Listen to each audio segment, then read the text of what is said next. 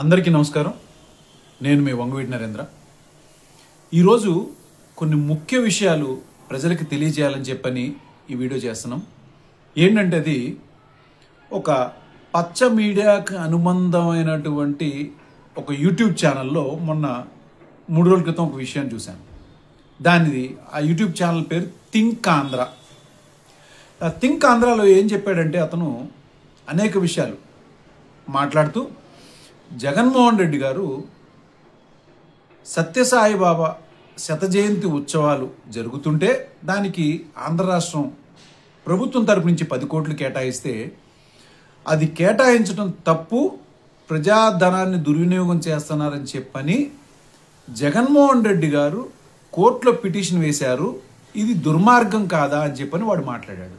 సరే, నాకు తెలిసి జగన్మోహన్ రెడ్డి గారు అందులోనూ ఆ కార్యక్రమానికి ప్రధానమంత్రి మోడీ గారు కూడా వస్తున్నారు. నాకు తెలిసి జగన్మోహన్ రెడ్డి గారు అలాంటి వ్యక్తి కాదు. అయినా కానీ ఎందుకన్నా మంచిది, ఇంతదిగా అన్నారంటే ఏదైనా జరిగి ఉండొచ్చేమోనని ఆ యొక్క లీగల్ టీంని నేను కనుక్కోవడం జరిగింది. వాళ్ళు చాలా హాస్యాస్పదంగా మాట్లాడారు. ఏంటిది ఇంత నీచమైన విష ప్రచారాలు జరుగుతున్నాయా మన మీద అని చెప్పని అన్నారు అనమాట.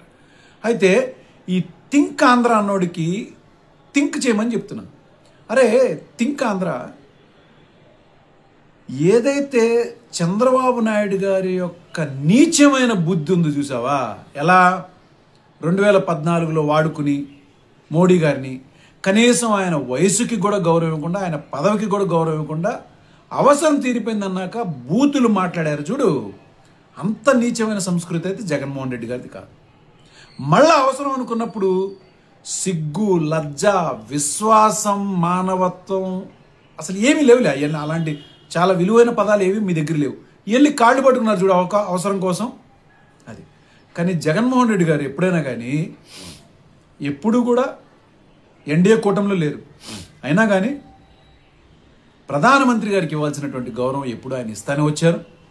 అందులో ముఖ్యంగా ప్రధానమంత్రి గారు వస్తున్నటువంటి కార్యక్రమానికి అంత నీచంగా కేసు వేసి మనస్తత్వం అయింది కాదు. మరి ఇంకొక పాయింట్ కూడా మాట్లాడారు. జగన్మోహన్ రెడ్డి గారు నిధుల దుర్వినియోగంలో తాడేపల్లి ప్యాలెస్ నుంచి అప్పుడు ఆయన అధికారం ఉన్నప్పుడు 6 కిలోమీటర్ల కోసం హెలికాప్టర్ వాడారు. ఇది దుర్వినియోగం. 6 కిలోమీటర్ల కోసం ఒకసారి హెలికాప్టర్ వాడారంటే దాని యొక్క కారణాలు ఆ రోజున జరుగుతున్నటువంటి రైతుల్ని మీరు తప్పుదోవతో రెచ్చగొట్టారు చూసారా. ఇక్కడి నుంచి క్యాపిటల్ తీసేస్తున్నారని అక్కడ జరుగుతున్న ఉద్యమం మీద నుంచి ఆ ఊరు దాటి వెళ్ళేటప్పుడు ఇబ్బంది అవుతుందేమోనని ఆ వెళ్ళి రావడం జరిగింది. కానీ గుర్తుపెట్టుకోండి, ఆయన నివాసం ఎక్కడుంది? తాడేపల్లిలో. అంటే ఆయన ముఖ్యమంత్రిగా ఉన్నప్పుడు ఎక్కడున్నాడు? తాడేపల్లి. మరి ఇప్పుడు ఈ హెలికాప్టర్ని 6 కిలోమీటర్లు వాడిన దానికి మీరు మాట్లాడుతున్నారు కదా. చంద్రబాబు నాయుడు గారు 2014 నుంచి ముఖ్యమంత్రిగానే ఉన్నారు కదా. అప్పుడు ఆయన నివాసం, అసలు నివాసం ఎక్కడుంది? హైదరాబాద్లో. మరి ఇప్పుడు ముఖ్యమంత్రిగా ఉన్నారు కదా, ఇప్పుడు నివాసం ఎక్కడుంది? ఇప్పుడు హైదరాబాద్లోనే ఉంది. చంద్రబాబు నాయుడు గారు కానీ, లోకేష్ గారు కానీ, ఆఖరికి డిప్యూటీ సీఎం పవన్ కళ్యాణ్ గారు ముగ్గురు కూడా 3 హెలికాప్టర్లని విజయవాడ, హైదరాబాద్ మధ్యలో షటిల్గా వాడుతున్నారు, షటిల్ ట్రిప్పులకి. మరి దీన్ని ఏమంటారండి? ఆదా అంటారా? ఈ ఖర్చును ఆదా అంటారా? మరి ఇంకా నిధుల దుర్వినియోగం పాయింట్కి వస్తే చంద్రబాబు నాయుడు గారు కిందటిసారి ముఖ్యమంత్రిగా ఉన్నప్పుడు హైదరాబాద్లో తన నివాసానికి రెనోవేషన్ వర్క్స్ కోసం పనిచేయించుకుంటున్నప్పుడు వాళ్ళ ఫ్యామిలీని తీసుకొచ్చి విజయవాడలో పెట్టలేదే. పార్క్ హయత్ హోటల్లో 8th ఫ్లోర్లో 3 స్వీట్స్ రూమ్స్ బుక్ చేశారు. ఆ 3 స్వీట్లు ఖరీదు రోజుకి ఎంత అనుకున్నారు? దాదాపు 3.5 లక్షలు రోజుకి. అలా 18 నెలల పాటు, అంటే దాదాపు 20 కోట్ల రూపాయల రాష్ట్రం యొక్క ఖజానా నుంచి పే చేశారా. అరే ఇది థింక్ చేయరా, డబ్బా కొడతాం కాదు, ఇది థింక్ చేయి ఛానల్లో, ఇది పెట్టు. ఇట్లా నిధుల దుర్వినియోగం ఎన్నో రకాలుగా ఎన్నో సందర్భాల్లో చేసిన దానిలో ఇంకొకటి కూడా చెప్తా. రామోజీరావు అంటే ఏమన్నా గొప్ప ఫ్రీడమ్ ఫైటరా, లేకపోతే ఆంధ్ర రాష్ట్రానికి ఏమన్నా గొప్ప ఇదేమన్నా చేశాడు ఆయన? మరి అదే రామోజీరావు గారి సంతాప సభకి ఆంధ్ర రాష్ట్రం నుంచి 10 కోట్ల రూపాయలు ఖర్చు పెట్టారు. ఎలాంటి వ్యక్తితో తెలుసా ఆయన? ఆయన ఒక వ్యాపారవేత్త. ఎలాంటి వ్యాపారవేత్త అనుకున్నావు? విజయవాడ బెంచ్ సర్కిల్ దగ్గర ఆయన ఈనాడు పేపర్ కోసం స్థలం ఇస్తే ఆ స్థలాన్ని ఆయన కబ్జా చేసి అద్దె కట్టకుండా కోర్టులు వేస్తే ఆ యొక్క ఓనర్ 40 సంవత్సరాల పాటు పోరాడి కేవలం 1 సంవత్సరం క్రితమే వాళ్ళకి పాపం ఆ ల్యాండ్ దక్కింది. అలాంటి ఒక నీచమైనటువంటి వ్యాపారవేత్తని పెద్ద మహానుభావుడి కింద చిత్రీకరిస్తుంటే ఆంధ్ర రాష్ట్రం నుంచి 10 కోట్ల రూపాయలు ఇచ్చారు. ఇది కాదా దుర్వినియోగం? ఏం మాట్లాడుతున్నారు దుర్వినియోగం గురించి మీరు? అడ్డమైన డబ్బా ఛానళ్ళు పెట్టుకుని. సరే, ఇదొక ఎత్తున మాట్లాడితే, ఇప్పుడు నిన్న జరుగుతున్నటువంటి వైజాగ్లో ఇంటర్నేషనల్ సమిట్ బాగుంది. ఇంటర్నేషనల్ సమిట్ చేస్తున్నారు, మంచిదే, ఆంధ్ర రాష్ట్రానికి నిధులు వస్తాయని చెప్పని మనందరం కూడా ఎదురు చూస్తున్నాం. మరి అదే ఇంటర్నేషనల్ సమిట్ వైజాగ్లో ఎందుకు చేయాలి? మళ్ళీ అందులోనూ చంద్రబాబు నాయుడు గారు ఏం చెప్తున్నారు? Government of India has given a very big certificate regarding Vizag. Vizag is a very good, clean, neat city and with a good beaches and good infrastructure, and they have given extraordinary certificate for this particular city in entire India అన్నాడు. మరి మీ దృష్టిలోకి వస్తేనేమో Vizag extraordinary సిటీయా? మరి జగన్మోహన్ రెడ్డి గారు అమరావతిని క్యాపిటల్గానే ఉంచి వైజాగ్లో ఉన్నటువంటి infrastructure ఇమ్మీడియట్గా అడ్మినిస్ట్రేషన్కి ఉపయోగపడుతుందని చెప్పని ఆ రోజున ఆయన అక్కడ మొదలు పెడతంటే మీరు చేసిన విష ప్రచారం ఏంటి? క్యాపిటల్ని ఇక్కడి నుంచి తీసుకెళ్ళిపోయి వైజాగ్లో పెట్టేస్తున్నాడు, అమ్మో అన్యాయం జరిగిపోద్ది ఆంధ్ర రాష్ట్ర ప్రజలకి అని చెప్పని మీరు అంటున్నారు. మరి మీరు ఇవాళ చేసిన పని ఏంటి? ఇదే సమిట్ని మీరు ఎందుకు అమరావతిలో పెట్టలా?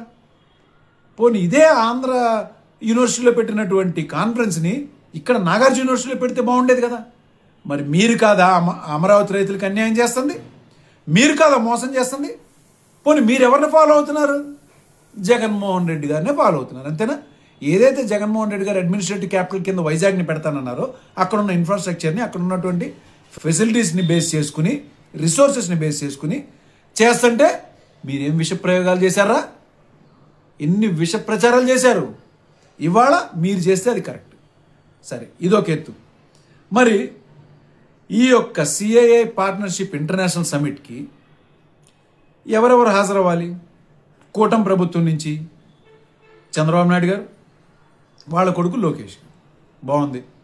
బీజేపీ నుంచి సెంట్రల్ మినిస్టర్స్ వచ్చారు, ఇక్కడి నుంచి శ్రీనివాస్ వర్మ గారు వస్తున్నారు, బాగుంది. మరి జనసేన నుంచి ఎవరు వెళ్తున్నారు? ఉన్నారు కదా పవన్ కళ్యాణ్ గారు, ఎక్కడున్నారు? ఏమైపోయారు? ఆయనని చిత్తూరులో అడవుల చుట్టూ తిరగమని చంద్రబాబు నాయుడు గారు ఇచ్చారు డ్యూటీ. చంద్రబాబు నాయుడు గారు ఇచ్చారు, మరి పవన్ కళ్యాణ్ గారు తెలియదు. మరి ఇదే పవన్ కళ్యాణ్ గారికి ఇంత ఇంపార్టెంట్ సమిట్ అవుతున్నాగా 1-2 రోజుల పాటు ఆయన ఉండకుండా నాదెండ్ల మనోహర్ గారిని ఎందుకు అక్కడ కూర్చోబెట్టారు? ఇది ఆంధ్ర రాష్ట్ర ప్రజలకే కాదు, ముఖ్యంగా ఈ పనికిమాలిన బ్యాచ్ ఉంటుందే, బుర్రలేని బ్యాచ్, మా పవన్ కళ్యాణ్ గారిని ఏదో అనేశారు అని చెప్పని అడ్డమైన బూతులు పెట్టి కామెంట్లు పెడతారే, ఆ బ్యాచ్కే చెప్తున్నా. రాజకీయం మీకు తెలియటం లేదురా, ఇప్పటికైనా బుర్రగా ఉపయోగించండి రా, కాస్త చెప్పేవాడిని ఆలకించండి. మీకు ఏం తప్పులు జరుగుతున్నాయో తెలియదు మీకు ఈ రాష్ట్రంలో.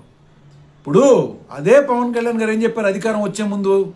నాకు అవకాశం ఇస్తే ఈ రాష్ట్రాన్ని ఎలా నడిపించాలో చూపిస్తాను అన్నాడు ఆయన, అవునా? మరి ఇప్పుడు ఆయనకు అవకాశం వచ్చింది, నాకు ఒకటేసారి ఆయన స్టేట్మెంట్ ఏమిచ్చాడు? నాకు అడ్మినిస్ట్రేషన్ తెలియదండి, చంద్రబాబు నాయుడు గారిని నేను ఫాలో అవుతాను. ఫాలో అవుతున్నప్పుడు అక్కడ లోకేష్ వెళ్ళి ఆ ఇంటర్నేషనల్ సమిట్లో కూర్చుంటే నువ్వు నాదెండ్ల మనోహర్ని పంపించడం ఏంటి? నువ్వు కదా వెళ్ళాలి, వీళ్ళు అక్కడ కూర్చుంటే కదా అసలు అడ్మినిస్ట్రేషన్ ఎలా చేయాలి. ముఖ్యంగా అంతర్జాతీయంగా ఎంతోమంది వస్తున్నప్పుడు వాళ్ళందరి దృష్టిలో కూడా నువ్వు పరిచయాలు అయ్యి ముందుకెళ్తే కదా రాష్ట్ర భవిష్యత్తు గురించి నువ్వు రేపు ఏదన్నా మంచి ఆలోచన చేయగలిగేది, నీకు అవగాహన వచ్చేది. ఇవన్నీ పక్కన పెట్టి ఎప్పుడో 2001లో తీసుకున్నటువంటి ల్యాండ్ని, పెద్దిరెడ్డి గారి ల్యాండ్ మీద మీరేదో ఇవాళ కనిపెట్టి కబ్జా చేశారని చెప్పని ఆలోచించి ఇదన్నీ కూడా చంద్రబాబు నాయుడు గారు మిమ్మల్ని వాడుకుంటున్నారు.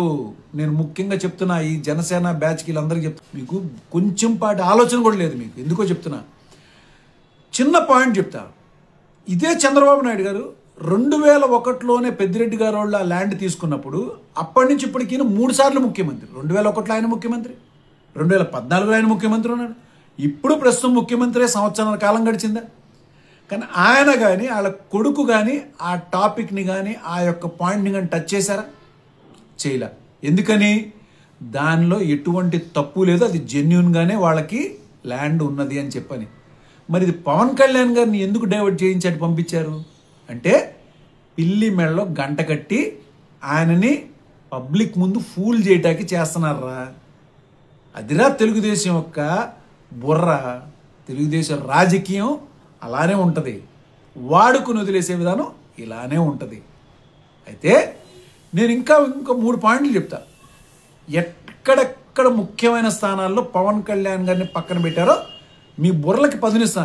మీకు తెలిసినా మీకు సిగ్గు లేదు, ఎలాగో మీరు అలానే భరిస్తారు. కానీ చెప్పాల్సిన బాధ్యత నాది కాబట్టి నేను చెప్తున్నా. అయినండి, మోడీ గారు రెండోసారి అమరావతిలోకి వచ్చి మళ్ళా తిరిగి శంకుస్థాపన చేస్తున్నప్పుడు ఆ ఇన్విటేషన్ మీద పవన్ కళ్యాణ్ గారి ఫోటో కానీ పేరు కానీ ఉందా? లేదు. ఇంకో పాయింట్, 2 నెలల క్రితం సిఆర్డిఏ బిల్డింగ్ అమరావతిలో కట్టారు. ఆ యొక్క శిలాఫలకం మీద పవన్ కళ్యాణ్ గారి పేరుందా? లేదు. ఇప్పుడు 3వ ముఖ్యమైన విషయం, ఇటు పక్క ఇంటర్నేషనల్ సమ్మిట్ జరుగుతుంటే అక్కడ చిత్తూరు ఇప్పుడు వెళ్ళాల్సిన అర్జెంట్ అవసరం ఉందా? అది 2 రోజుల తర్వాతనే పెట్టుకోవచ్చు. ఎందుకంటే ఇలాంటి ఒక ముఖ్యమైన సమ్మిట్కి హాజరు కావాల్సిన బాధ్యత ఆయనకు ఉంది కదా. మరి ఎందుకు ఆయనట్టు వెళ్ళారు? ఈ యొక్క ఇన్విటేషన్స్లో కానీ ఎక్కడా కూడా పవన్ కళ్యాణ్ గారి పేరు లేదు. గమనించుకోండి. అంటే ఇంటర్నేషనల్ స్థాయిలో కూడా ఎక్కడా కూడా ఆయనకి ఈ రాష్ట్రం నుంచి సరైన రిప్రజెంటేషన్ లేదు అని చాలా స్పష్టంగా వాళ్ళు తెలియజేస్తున్నారు. ఇదిరా వాళ్ళు చేసేటువంటిది. ఇక పెట్టుకోండి, మీకు నచ్చేయండి. మా పవన్ కళ్యాణ్ ఏదో అనేశారు అది. కానీ జరుగుతున్నటువంటి కుట్ర ఇటుపక్క జగన్మోహన్ రెడ్డి గారి మీద విష ప్రచారం కానీ పవన్ కళ్యాణ్ గారిని వాడుకుంటున్న విషయంలోనే కానీ మీ అందరికీ తెలియని విషయాలే నేను చెప్దామని చేశాను. నమస్కారం.